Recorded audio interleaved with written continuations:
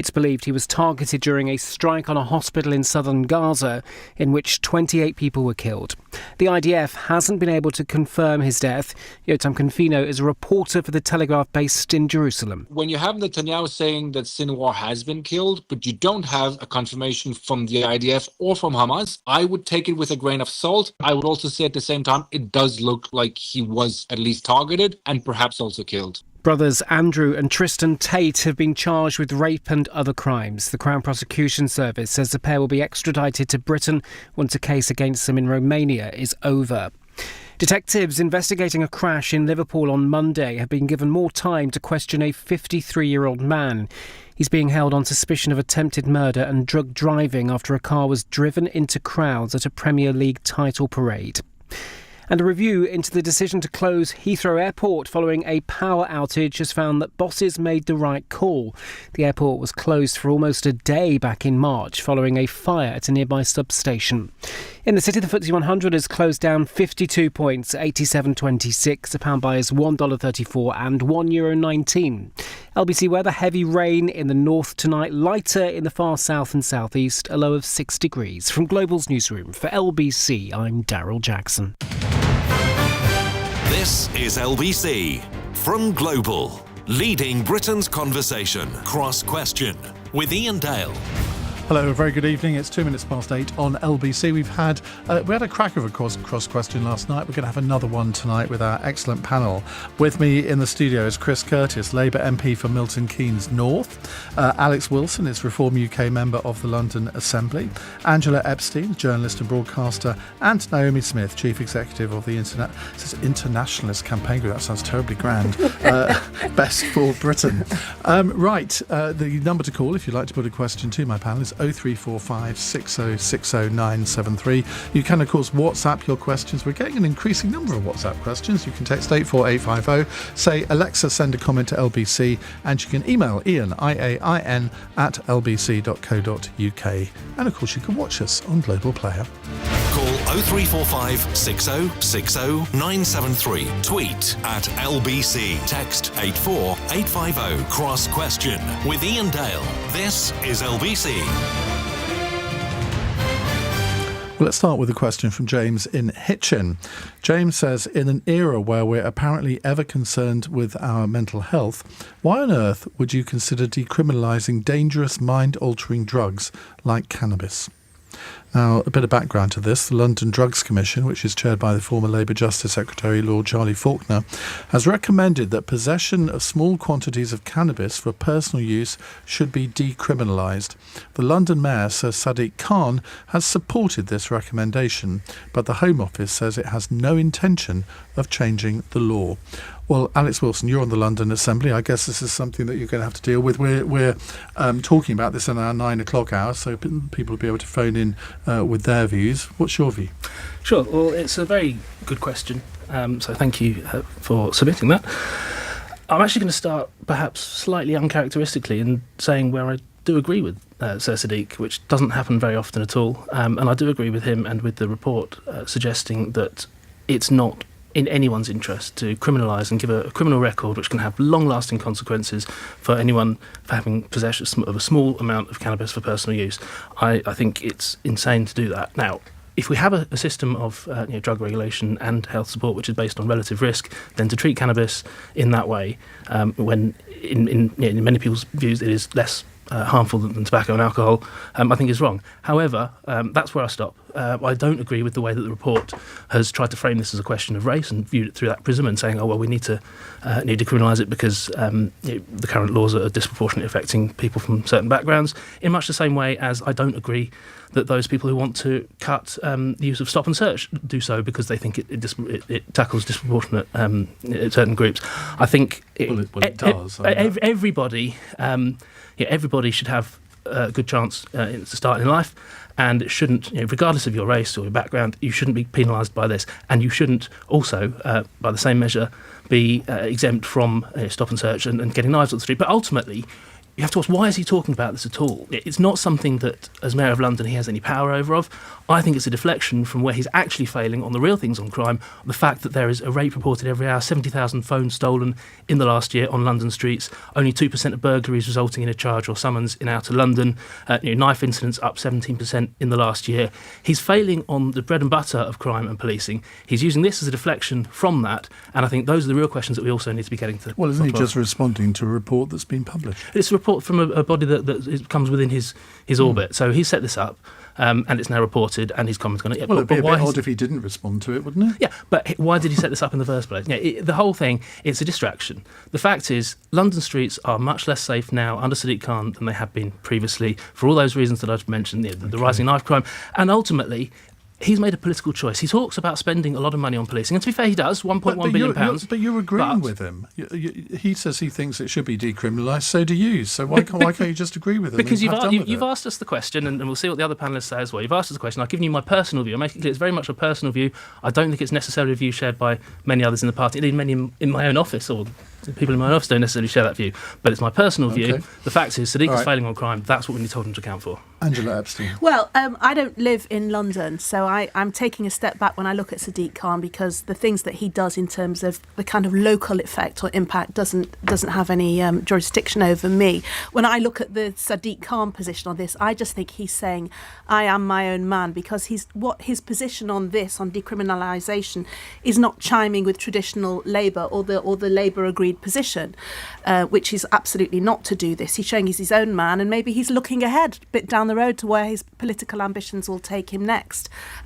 He's tried to maybe attract that centre right, the young professionals. It's quite liberal. Maybe those are all the things going through his mind. I'm not a mind reader, so I don't know. What I would say where this is concerned is I absolutely think it sends out the wrong message if we decriminalise cannabis or we liberalise the laws in any way. I know the data is quite conflicting about whether it does act as a gateway to more serious addiction. I know that there's studies that prove it and disprove it. But I do think it reduces the stigma. It regularises kind of this idea of habitual cannabis use. It has been linked as I think it's James you mentioned was the WhatsApp contributor, mental health, depression, memory loss, cognitive impairment, and could it fuel a broader drug use? Why should we even take the chance? I think it's just a gamble that we don't need to take. Is it a gamble, though? Can we not look at other countries that have gone down this road? Yeah, well, so we have. This is why I mentioned other countries, Holland, for example, and the data is very conflicting, as I said, because some have said, yes, it's great. It means because it's become regular and there's no kind of chasing the dragon anymore, literally, it's just something that's normal, then people aren't seeing it as a way to chasing more significant drug use and harder drug use. And other places, it hasn't worked that way. I would not like to know that my children live in a country where it is perfectly legal to access cannabis. Yvonne in Hastings wants you to know that she's a big fan of you. She sees you on Channel 5. Okay, thank you, Yvonne. Thank you. You have a fan. Alex, you have a fan as well. It's not my auntie either. Says Alex Wilson really impressed me with that answer. Oh, that's very kind. Now, let's see if we can make it a hat-trick with Naomi Smith. No pressure. Well, I think that what Alex is saying is, on the one hand, he agrees that, we shouldn't be penalising people for a very small amount of natural, non-synthetic cannabis and that determining the rest of their life because you're giving them a criminal record. And on the other hand, saying we need to be tackling wider crime issues across London, because I think the purpose of this is to say, instead of having police nicking everybody that's got a little bit of, weed in their pocket, if they weren't having to do that, they would be freed up to tackle the things that I, as a Londoner, do really care about, things like phone theft, which really has skyrocketed in recent years. And, people are afraid to use Google Maps when they don't know where they're going.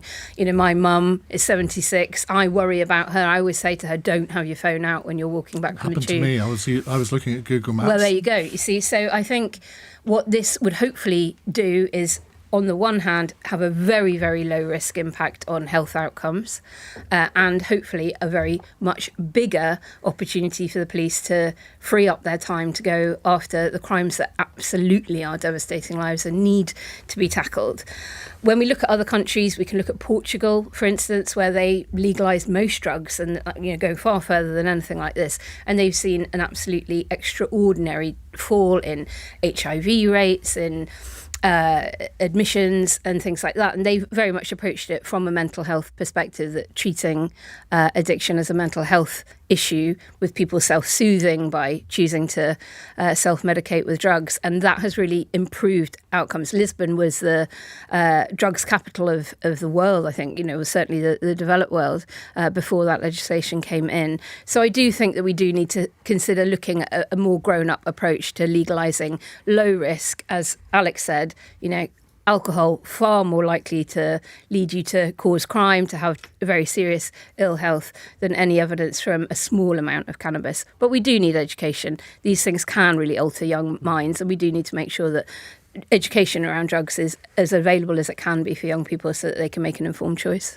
Chris Curtis. Yeah, no, I broadly agree with I agree with most of what everyone said, but I'm not convinced by the case for decriminalisation, mostly for the reasons that Angela said previously about this is not something that we want to destigmatise, given the impacts that it has on people's lives, particularly young people. I mean, the question was about mental health and the effects that has. The truth is we really don't know the extent that the mental health effects that cannabis has on people. But this country is going through a mental health crisis, and we shouldn't be looking for ways to make that worse. But we spend a lot of time talking about this decriminalisation argument, and I see both sides here. But actually, the much bigger question is, what can we do in order to support people with addiction, whether that's cannabis, other substances, alcohol, because we have real addiction problems right across this country. What can we do to help and support people with that? What money and support can our NHS be put in that preventative work? Because it costs us so much if we don't fix these problems early. But if the evidence is, as Naomi says, that decriminalisation actually reduces dangerous drug use, then why wouldn't you want to look at it properly? This report clearly is, they've done a lot of research into it. I haven't read the report yet. Me neither, but I assume they have. I haven't read the report. I take the point. I'm not convinced yet by the argument, particularly given that, I'm not convinced yet by the argument that decriminalisation does help and support in that. But I accept the argument that is something that we should be open to. I always think it's interesting in this debate where politicians often adopt a much more liberal attitude when they're not in government. And then, Alan Duncan was always a classic example of this, where he wrote a book called Saturn's Children, advocating decriminalisation, I think, across the board. And then as soon as he became a shadow spokesperson, basically had to disown his own words.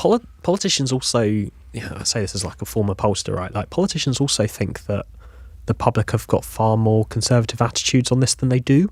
Actually, if you look at the polling, don't say this if you look at the polling, voters are broadly in the space of being fairly open-minded and wanting to support what works, and that's certainly where I am, and the sort of policies that I'd advocate for. Am I convinced that decriminalisation would work? No, I'm not, but we've got to look at what is going to decrease substance misuse across this country, because it's having such a negative impact on our health service and on people's quality of life. And it's a bit like the argument on assisted dying, isn't it? There is a sort of ratchet effect here, the so-called slippery slope argument, where if you decriminalise cannabis, then there is a certain logic to decriminalising more drugs. And where do you draw the line? And I think a lot of people, maybe particularly on the right, and I would include myself in this, have been on a bit of a journey where I used to be a sort of fight the war on drugs person, but we've lost it.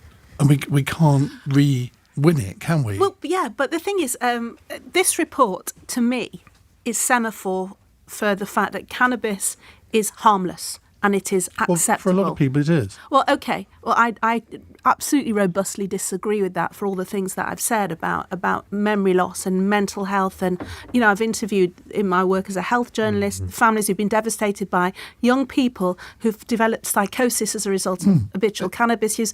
I just ain't buying it. That's not anywhere near the majority. It doesn't matter. I'm not buying it because I don't think it's worth the risk. But the extension of that logic is to ban alcohol. because the evidence shows that you are far more likely to suffer poor mental health outcomes, poor physical health outcomes as a consequence of even light to moderate drinking, let alone binging. So I think if we want to be evidence led, and gambling and all sorts of things. But alcohol is we do it in a socially conservative way. It can be moderated. It can be presented. Have you been in Leicester Square on a Friday? No. But try Manchester, love. Okay, but we sort of look at it in different ways in social settings. We take social cues from different people in terms of alcohol. Cannabis is an entirely different universe. I don't think they're Well, I don't think it is, because I mean, if you get high on cannabis, you've lost control of all of your faculties, which is exactly the same as if you get rat-arsed. But equally, we can promote a way that alcohol can be enjoyed in a conservative, small c, situation. I don't think you can do that with cannabis. It is a drug, and there is always the risk that with that drug, as I've said, that once it's the impact wears off, people think, well, what's next? What's next on the menu? Well, I mean, when you speak to people that have got severe epilepsy, for instance, and parents that struggle to try and find treatment, and they tell you cannabis is one of the only things that can reduce my child's symptoms, and they're having to break the law. But that's medicalised cannabis. Okay, so then there's a separate conversation but the about point is that not everybody that smokes a spliff or has a hash brownie or whatever form these children are able to take some cannabis into their system. They're not getting off their heads and suffering from but that's an psychosis. Respectfully, it's an erroneous argument, because that's a medicalised use. But why couldn't, if we have normalised and socialised a small c conservative approach to alcohol, which actually we haven't, and binge drinking is on the up, and it is a real endemic across the country in terms of the amount of alcohol abuse that's happening, particularly as people can no longer afford to go out to the pub, and a cost of living crisis is something that we can talk about at length, I'm sure. Then why couldn't we also have a more conservative approach to legalised, regulated, standard set cannabis consumption as well? I mean, because that would be framed by a medical argument. I think respectfully, I think they're entirely different animals. Right. Well, we're not going to solve this now, but we will be solving it between 9 and 10 on this programme, and we want to get everybody's views on this, so store up a few phone calls for then. We'll move on to other subjects in just a moment. You're listening to LBC. It's 17 minutes past 8. This is LBC.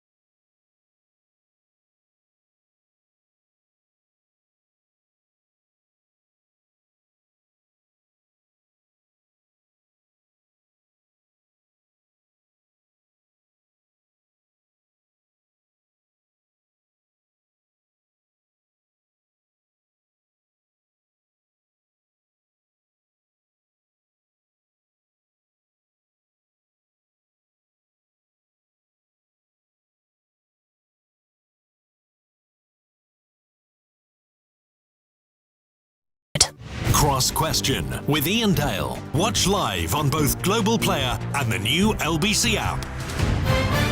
19 minutes past 8. Oh dear, one or two of you are clutching your pearls at a word I used a moment ago, saying it's not before the watershed. Disgusting vernacular. Okay. Sorry. Robbie is in Chelmsford. Hello, Robbie. Good evening, Ian. Good evening, panel. So I'm on one of those vexed NHS waiting lists. In fact, I'm on there twice, and I'm awaiting a life-changing operation. As I wait, I'm in, not extreme, but some pain every single day. However, I fully support the resident doctors, I have to get the word right, in their seeking of pay restoration, and I just ask openly, why should we expect public health workers to accept pay erosion? Can you explain to me something that I failed to explain to my listeners in the last hour, where they put in a claim for 35% to do just what you said, to restore the pay levels back to 2008. They got 22% in July, so obviously not the full restoration. And now they're saying they need 29% for full restoration. The maths don't add up there, Robbie, do they? The percentages are monstrous, but as with my physics degree, yes, can explain it. But basically, the percentages make it all very confusing because of the way that the inflation index has moved over time. But suffice to say, while it is a stupid way of them communicating, I admit, they are basically trying to get parity back with where they were before the financial crash. Well, anyone that has a physics degree has my automatic respect, because I got ungraded in my physics O-level, Robbie. Right, let's start with Naomi on this one. Well, Robbie, sorry to hear about your situation, and do hope that you get fast-tracked up that list very, very soon, and you can overcome the issues that you're facing. I worry about recruitment of doctors. I worry about the number of medical students that say, actually, life is easier if I emigrate to Australia. And they can do that very easily under the youth mobility scheme we have in place with Australia, with other routes for the points-based system in Australia that they, as a medical professional, qualify for. And they work less gruesome hours, and they have far, far better rates of pay. And I don't think many people go into studying medicine in this country hoping that they will get a job elsewhere. They desperately want to be NHS doctors and support the NHS and their own country and treat people here. So I do worry that if we don't deal with the pay issue, that we are going to face an even more critical situation with vacancies within the NHS. I would extend the exact same concern to nurses and midwives, who are also in very short supply, and entirely the care sector as well. The social care and people being able to leave hospital with a care package in place.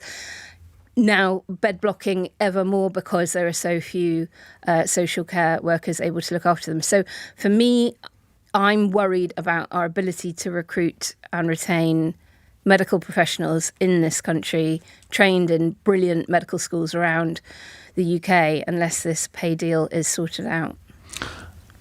And do you think the government should cave into it? I think they need to negotiate well with them. Wouldn't we all love to have our pay restored to parity with 2008-9 levels and 14 years of austerity and very, very sluggish growth and galloping inequality between wealth and income in this country means that most of us are not earning anything close to what we thought we would be so far on from the crash. So it does sound like a big number. They did get a good deal last summer, and it was great that the Health Secretary was able to negotiate that and end it immediately. But he's made a rod for his own back, hasn't he? Well, I think there is still more to be done, and negotiations are going to continue. But, you know, the Wes Streeting himself has said the NHS treats doctors like crap. But he's got to keep this thing going. You're going to upset Neville using that word. But I reckon that if you add up all of those different groups you just mentioned there, well, not a single one of us is going to say that they don't deserve to be paid more. But I reckon you've just increased public spending by 100 billion. I don't know. I'm not the Health Secretary. But what I do know is that we have a cherished NHS, free at the point of use. Long may that continue. That is what the public supports. But it is broken. And it has had underinvestment for decades now. Okay. And that's got to change. Chris Curtis. Yeah, no, look, firstly, Robbie, I'm sorry to hear about your situation. I hope we can bring those waiting lists down and see you get the care that you need as soon as possible. And look, we do have to acknowledge that doctors have been treated pretty appallingly over the past couple of decades. Their pay has been slashed. Many junior doctors are working outrageously long hours for wages. But I'm not using this as an excuse, but that's nothing new. This was an but argument going on in the 70s and 80s, but it's got significantly worse, the real-term pay cuts that we've had for doctors over the last 14 years. I thought you were talking about working hours. No, they've always done incredibly long working hours, but they've been treated appallingly with wages over the last 14 years. And look, we do need to start treating our doctors better in this country. We started that process with a decent pay agreement last year, but ultimately, eventually, this clashes with the fact that, because of best part of 2 decades of very, very little economic growth, there is billions of pounds missing from the Treasury because of the mismanagement of the economy by the last government. And eventually, the fact that doctors have been treated appallingly, the fact they've had their wages cut, the speed at which we can restore that pay is basically down to the speed at which we can get our economy going again. We've been generous, we've moved quickly, but we can only move quicker in restoring that pay for them, the rest of our public servants, and actually people who work in the private sector as well, if we start getting our economy growing again as quickly as possible. Angela Epstein. I'm sorry, it's very basic to me. Doctors, when they qualify, take the Hippocratic Oath, which is do no harm.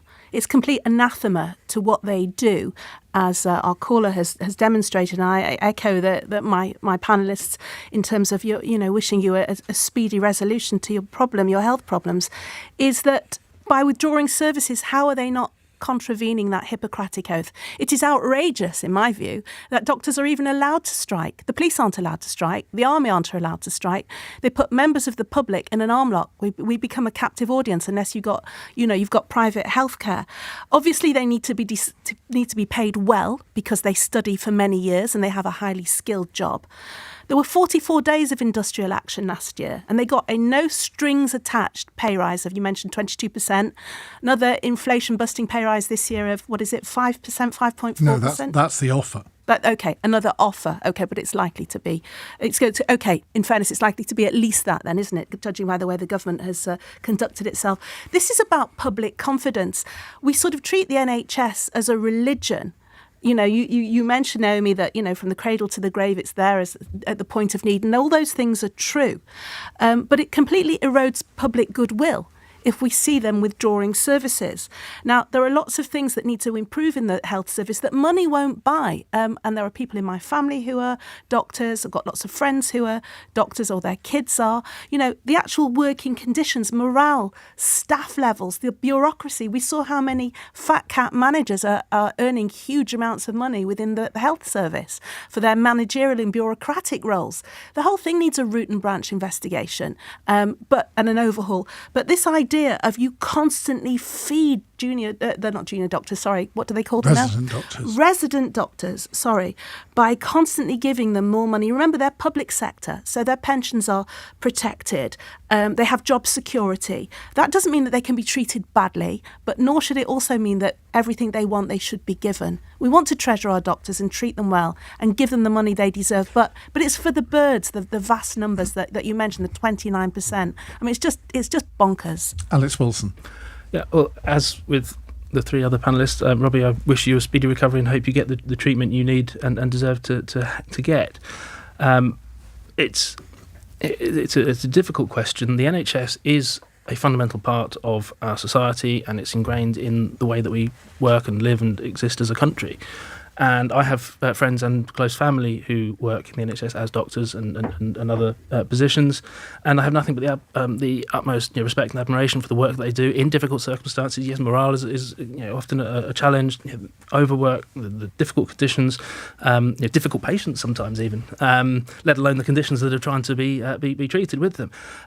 But these pay numbers are simply not realistic. I think having had the big uplift last year, I would ask the unions. I share what Chris has said. The offer that's on the table is a fair one, a more than fair one. I think when the average increase in pay across the economy is looking about 3.5% across the sort of similar timescale, then all this has to be paid for. We have. We're in danger of becoming a country attached to a health service rather than a health service that's there to support the country. And yes.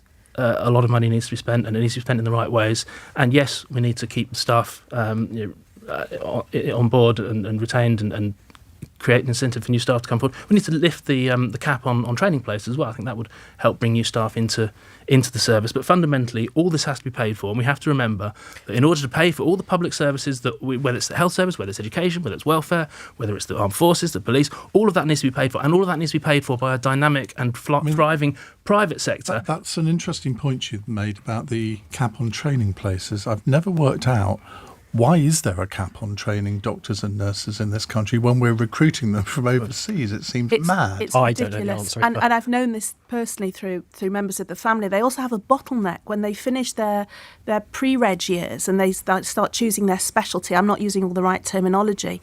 There are more people than jobs, even though they've already been 4 years plus trained after leaving medical school. They have this odd system where you're competing to get jobs to continue your training. The whole system is lousy, and I think that's the problem, not chucking more and more money at it, because there's still oversubscribed applications for medical school. There's still plenty of people in this country who want to be doctors, but the system itself is creaking, and that's what has to be addressed. A decent government will do that rather than just keep giving them more money. Right, we're going to move on to other subjects. Robbie, good luck with the operation whenever you get it, hopefully very, very soon.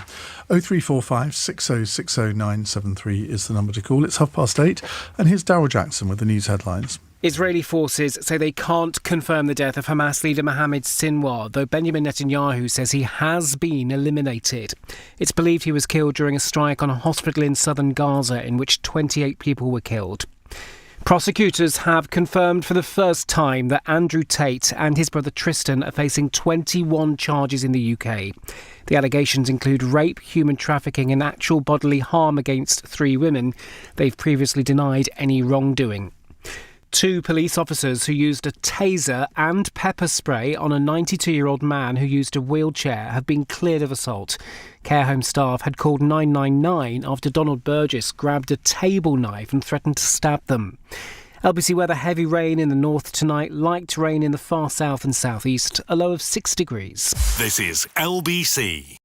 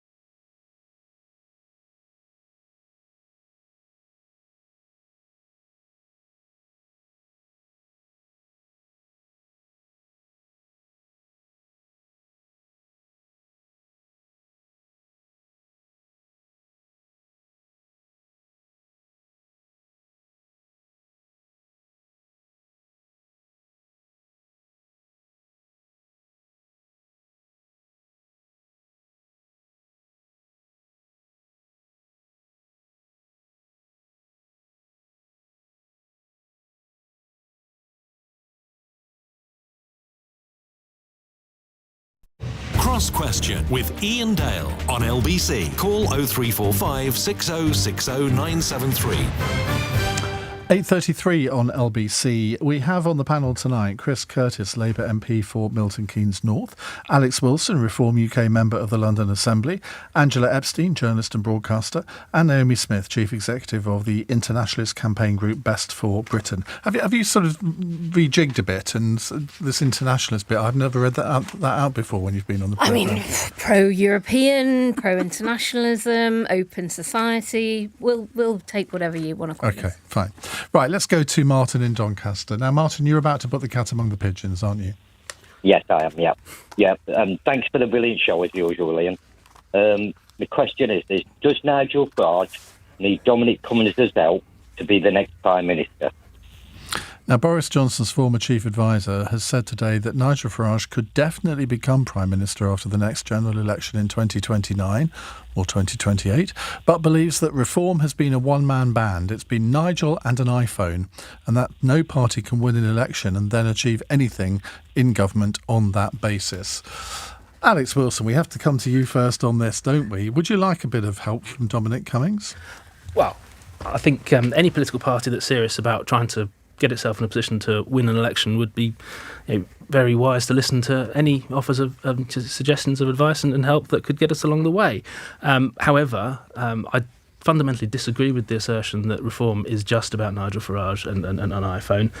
The party would not exist at all if it hadn't been for Richard Tice and the time and effort and indeed money that he put into the organisation, keeping the party going after the 29 election and before things picked up again last year. But we're also growing massively organically. What we've got now as a party, as a structure, a branch structure, which we never had before, and it's those candidates that are coming through, the chairman, the branches that are getting organised. We've got about 420, I think, now branches in constituencies up and down the country, and the fruits of that were shown in those local elections that we had just a few weeks ago, winning 10 councils, far beyond anyone's expectation, actually getting more candidates nominated than any other party in those elections, whereas in the local elections last year, we only contested, I think, 12% of vacancies. So there's been a huge amount of work going on behind the scenes at head office as well, under the chairmanship of Zia Youssef, getting the structure in place, getting the systems in place, and as I say, rolling out those branches. So yes, Nigel obviously is hugely important for everything we've achieved, and the fact that when he came back during the election, it gave us, well, Chris can probably confirm, about a 5-point boost from start to finish of that campaign in the opinion polls. But everything that's happened since, that was baked in now. It's about the activity on the ground. I go around speaking to lots of branches, mostly in London, obviously, given my role, but tomorrow night I'm in Surrey, where an area that had elections cancelled. Now, I don't know how we would have done in those elections in that particular county, but I've been to branches in Essex where the elections would have been fantastic if we'd been allowed to have them. Where I live in Kent, I mean, it's now the Kent County Council. I think there are around 85 seats, and Reform have 67 or something like that, which I don't think anybody would have predicted. So I think you're absolutely right in what you say about the local elections. But I was listening to something earlier on, and someone was saying, well, in fact, I think it was Dominic Cummings in this interview, saying that if Nigel Farage is serious about power, he's got to be able to unveil a sort of putative shadow cabinet on stage at a party conference at some point. And at the moment, the general public really only know him and possibly Richard Tice, as one or two others are starting to get a profile. But, I mean, we find it difficult, I think, on LBC, trying to get a variety of reform voices onto the station, because there aren't that many that are really capable of doing it. That's not a criticism, but it's always the way with a new party. So that's the challenge, isn't it, for the next 4 years, to grow the number of people. I mean, who would he have as Foreign Secretary? Who would he have as Defence Secretary? I haven't a clue, do you? Well, I think... Which do you fancy? I'm always happy to come on your show, Ian, and indeed any show on LBC, apart from perhaps James O'Brien. But cruel. Which actually I leave on in the background if the dogs have been naughty and I have to abandon them for a couple of hours. But no, we are growing the team. There will be... Look, we've got 2 fantastic mayors elected at the same time as these council elections. You'll be seeing a lot more of those, I'm sure, as we move forwards. So Sarah Pochen is our new MP in Runcorn and Helsby. She's absolutely chomping at the bit to get stuck into issues on crime and justice policing, given her background as a magistrate and the experience that she has. So that we are growing the team. And the more by-elections we win, the more MPs we get elected, the more people, the higher profile, you'll see that. And perhaps these council leaders as well, that once they've settled in and doing their job. So we're growing the team at all levels. Naomi Smith, this is your vision of hell, isn't it? Well, look, all I can say is, in the direct answer to Martin, no. Look at the polls. Reform UK don't need much help at the moment. Look at the election results. Look at what's actually happening. You mentioned some of their local election victories, and Alex mentioned the mayoral and the Westminster by-election up in Runcorn. I don't think the party can cope with 2 egos the size of Dominic Cummings and Nigel Farage's.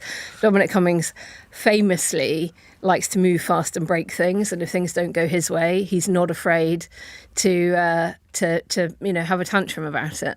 So there's an analogy here, isn't there, between Trump and Elon Musk? This is the British equivalent. Indeed. Well, I mean, I'm sure Dominic Cummings would love to be quite as rich and successul as Elon Musk, and I'm I not was sure thinking he's he was quite more like there Trump. yet. I'm not sure Farage is Elon either.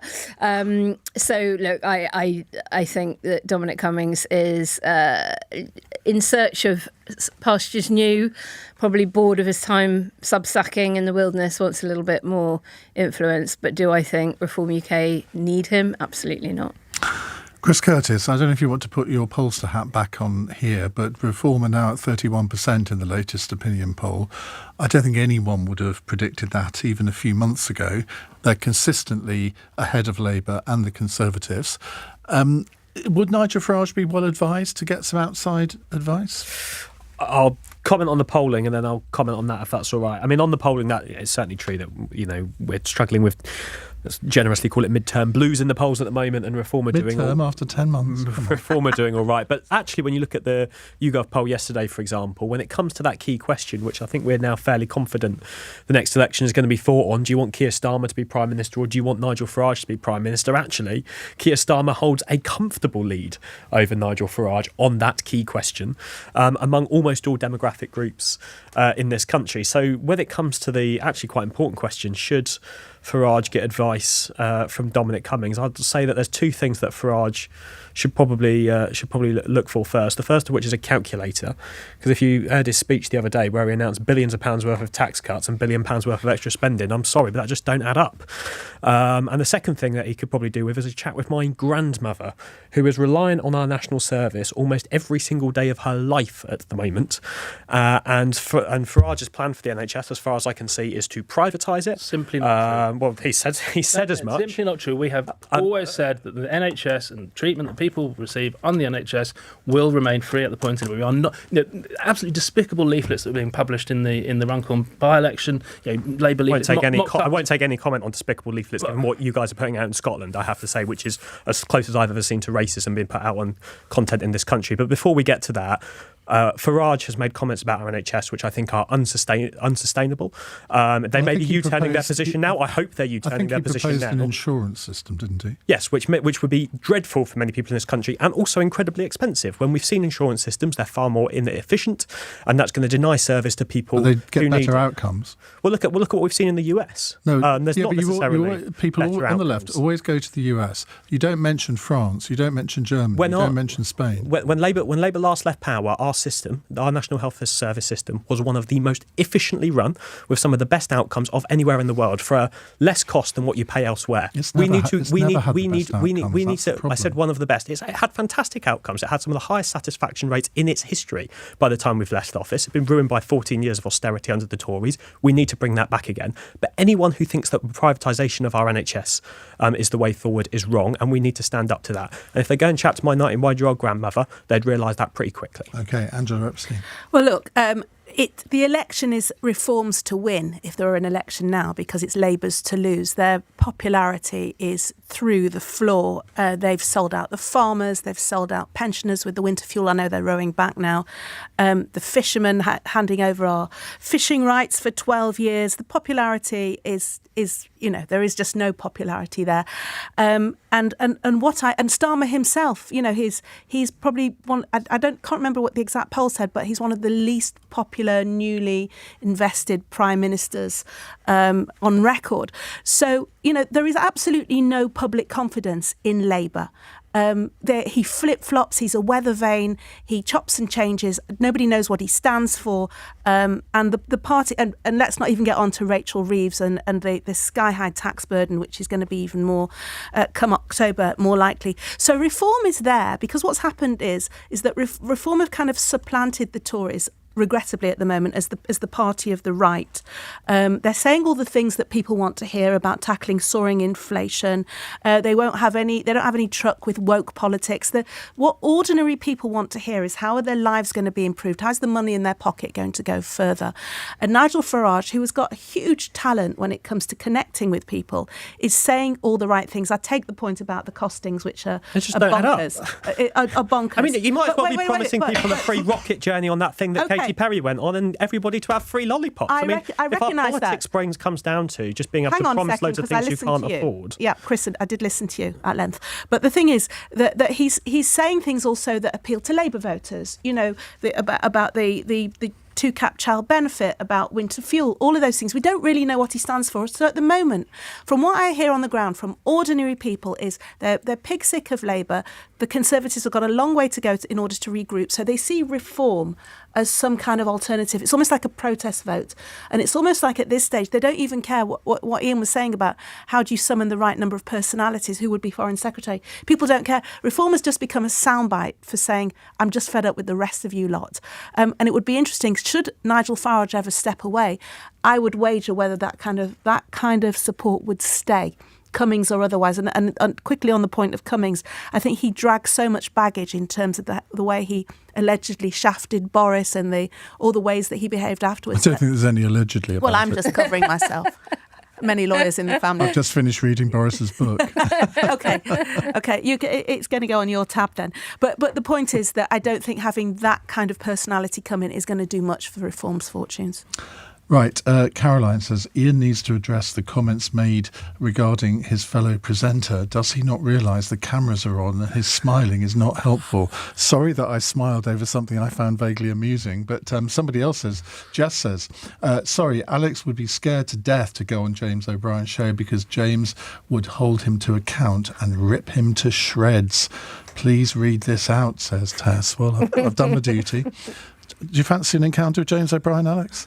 I'm sure I could arrange it. Well, we'll see. I think you've got quite a poker face, actually, Iain. I can't read it. I think we can't. I don't think he'd like it's to have me on, inscrutable. I think you are. Oh, I'm not so sure about that.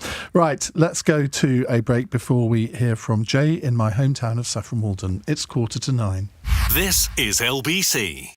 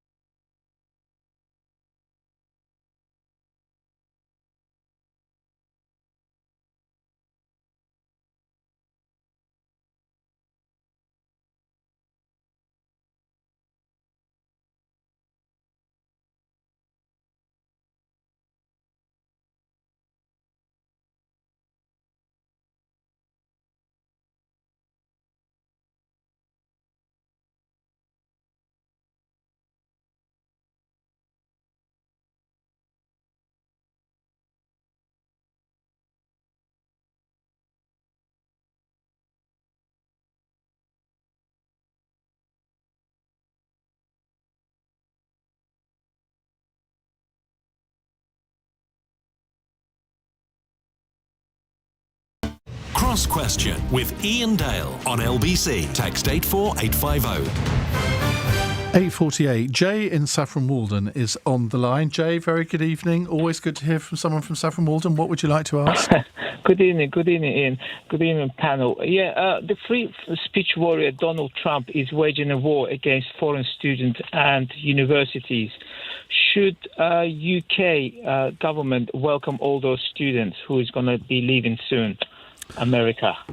Good question. Now, as the Trump administration's battle with Harvard University over over claims of anti-Semitism on campus, the university could be at risk of losing up to $100 million of contracts with the US government, having also lost the ability to enrol any international students last week. The UK government has also proposed a 6% tax on the income which universities here make from international students, along with reducing the length of student visas. What is going on here? I mean, not just in America, but in this country, I'd have thought that any country would welcome as many foreign students as wanted to come as evidence that their universities are high quality. Chris Curtis, let's start with you. Well, I mean, look, we need to get net migration down, and we know that there have been some problems with student visas pushing those numbers up. As a point that is worth noting, more generally, we need to make sure that we are attracting the best and brightest talent here to the UK, particularly to come and study postgraduates, because we know that they are going to be the backbone of the new high-tech industries that this country is going to rely on to grow our economy in the coming years. And we also need to proudly and loudly talk about our fantastic universities here in the UK. I mean, if you move outside the US, we've got top three universities in the world here in the UK, supporting our economy, supporting our industry. There's spin-out companies from them that are leading the world here in London, in Oxford and Cambridge, and across the rest of the country. It's important for our regions as well. We have fantastic universities in many of our northern towns and cities as well.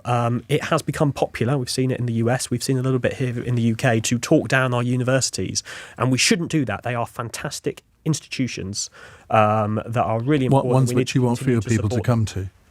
Well, ones that we need to continue to support and attract the brightest and the best from right across the world to come and study in. And our immigration system needs to appreciate that and support that as well. But they're not immigrants.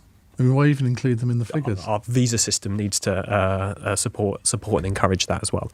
But look, we've done fantastic at this. And you visit Oxford and Cambridge, and you see some of the brightest engineers, people working in the tech sector, computer scientists all around the world, working on some of the most creative problems, biotech, pharmaceuticals, and we do need to continue to support that. But it isn't those universities that are going to be necessarily affected here. It's going to be ones like my old university in Norwich, where they are very reliant on foreign students, and they're seeing a huge drop-off in foreign students at the moment because they're almost being discouraged to come here. So it's not the big universities, it's some of the others that may well face huge financial problems.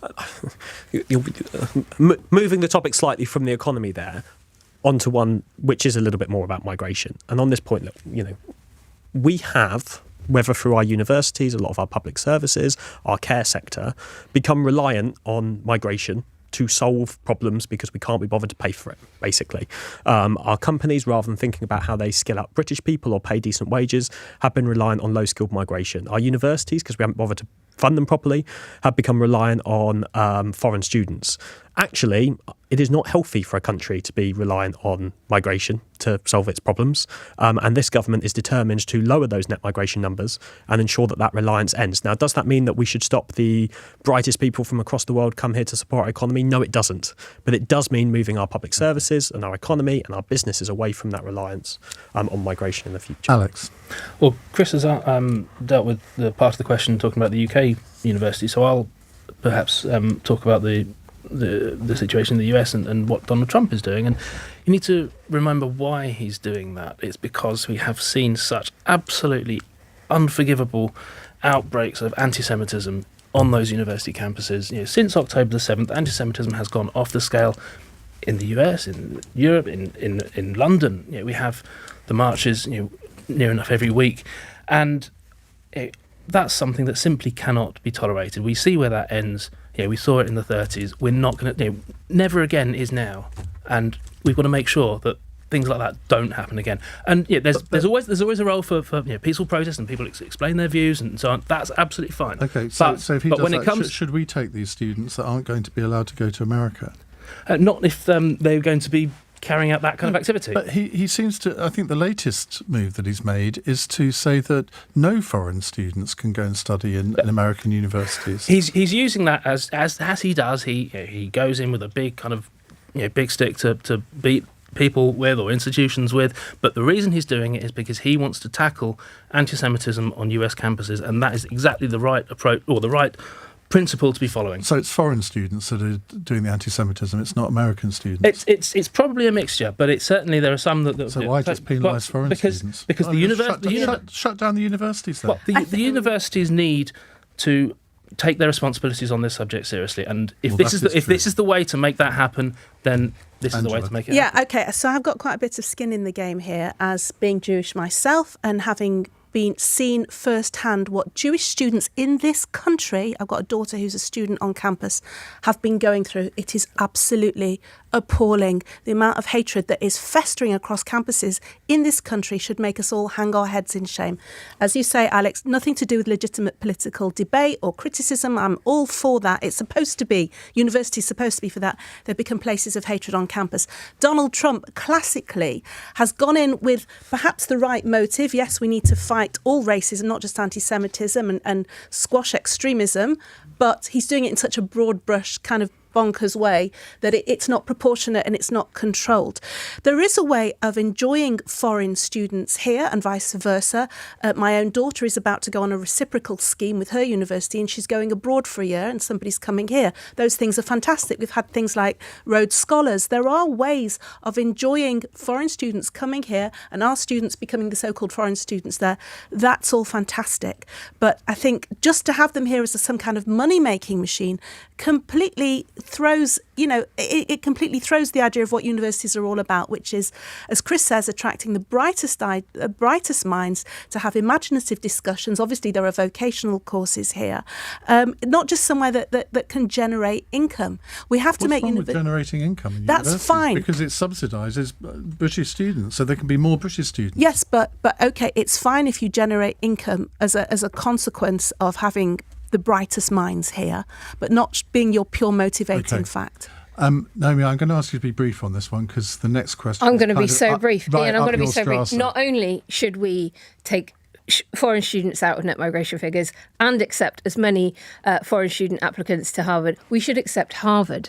Harvard should leave the USA. I propose Doncaster. They can come to Milton Keynes. No, you've got enough in that area. And Saffron Walden, you've got Cambridge, etc. nearby. But Doncaster, it's got all those wonderful infrastructure links, A1M, M1, brilliant rail, no university yet. Harvard, Doncaster. And it has a reform council as well. There you go. She's just I've never changed her been to mind now. Doncaster. Right, let's go to a text question from Harriet in Dorking. Our ambassador to America, Peter Mandelson, says the New Deal with the EU is the foundation of a reset and not the end of it. How far should this reset go, Naomi Smith? It needs to deliver on the promises. So there's some big promises made by both Ursula von der Leyen and Keir Starmer at the summit last week on dynamic alignment for agri-food, on a youth mobility scheme, very crucially on defence. Well, they didn't get very far on that, did they? No, and so they need to. They need to deliver on that. They need to get the growth. I was not privy to negotiations, which may surprise you, Ian, because it was never meant to be anything other than an agreement to agree in the future on things. We were never expecting it to be bells and whistles. Well, then that's a comms failure because it was always going to be a kind of political declaration. But what we have now got is annual summits baked in. We know that that's going to happen. We know that the EU need to go and get their mandate to go ahead with all of this. And both sides need to deliver on this for the growth that both of us need to get from that, both EU side and UK side. And do you think that Brexiteers are right to fear the consequences of this, that it is sort of maybe not rejoining the EU, but it's kind of going in that direction by stealth? No, because our businesses desperately need it and want it, and it's all within the red lines that were in the manifesto that the Labour government was elected on last year. No rejoining of the Single Market Customs Union or return to freedom of movement, much as some people like me would have loved all of those things. So no, nothing to fear, much to gain, particularly on economic growth. Short answers from the rest of you, please. Chris? I agree with Naomi. Very short. Angela? Couldn't disagree more. Starmer spent years trying to get a second referendum. He was the shadow Brexit secretary in Jeremy Corbyn's shadow cabinet. He should be ashamed that he was in his shadow cabinet at all. He sold us out on the fishing deal, on the fishing vessels. He sold us out on looser border controls, the defence pact that we're going to have to pay to even get a chance of being part of the EU defence pact. He is nudging his way towards not greater alignment. He wants to reverse Brexit in all but name. And I just think it's outrageous. 17,000 17,410,742 people voted for Brexit. That's more votes than Labour got in the last election. He should be honouring that. Alex? It's more votes than any party has ever won in any election in the history of democracy in this country. It's the single biggest mandate electorally, was the vote to leave, and it needs to be upheld. So in the interest of a short answer, I agree with Angela. OK. Right, our fun question from Gracie in Stirling. 3 children have been named as the stars of a new TV series reboot of the Harry Potter books. Which other classic TV show or film also deserves a reboot? Chris? When I was young, my favourite TV programme was Jungle Run, and I always wanted to go on it and never got to go on it, so I'd like to bring that back, but they've got to let adults on this time. So I can go back on MP's Jungle Run. Yeah. I have to say I've never heard of it. But you can come on as well. You're half my age. You do it as a team, so we'll do it as a team. OK, right. Naomi? Steven Spielberg's The Goonies. I watched that on repeat many times as a child, and I want the next generation to have as much joy from it with a remake as I did when I was young. Angela? Well, I was going to say Lassie, but then dog owners have become so militant these days that it's really put me off doing that. So I'm going to stay in the animal theme and go for Black Beauty, because I love that horse. Love the theme tune. Reborn as I could sing it to you if you want, but Please, I won't. No. Didn't she? She got reborn on the Lloyds Bank advert anyway, didn't she? Yeah, I think that's probably true. Black Beauty was absolutely Fabulous. brilliant. Do you remember Follyfoot as well? Yeah, Follyfoot Farm. Farm. I remember. Skippy Yeah. the Bush Kangaroo, that'd be my choice. Skippy, yeah. Alex? I think some things are best left untouched, and they were good in their heyday, excellent TV shows. Bringing them back only makes them worse. So, I mean, I really enjoyed Yes, Prime Minister, but the remake of that was shocking. So I think let's not ruin things by trying to reinvent Does the that wheel. mean you don't want the Spice Girls to get back together? Yes, I don't. Definitely don't. Right, thank you all very much indeed. Monday's panel includes the General Secretary of Britain's largest trade union, Unison, Christine McAnee, Conservative MP Harriet Cross, and the Daily Telegraph columnist Ella Whelan. Coming up in the next hour, we're going to return to the first question, on-cross question about drugs. Sadiq Khan has backed calls for the partial decriminalisation of cannabis possession. I'm not going to ask you, well, I am going to ask you if you agree with that, but I want to ask a deeper question. Because if you decriminalise soft drugs, so-called soft drugs, like cannabis, what is the argument for not decriminalising other drugs too? Do you not think there is a slippery slope argument here? Because in some ways this argument is dominated by inaccuracy, it's dominated by hypocrisy. So let's try and introduce a little bit of sense into it over the next hour. So do you think drugs should be decriminalised? And if so, how far would you go? On your radio, on the LBC app, and Play LBC. leading Britain's conversation, this is LBC. From Global's newsroom, Israel's Prime Minister Benjamin Netanyahu claims a Hamas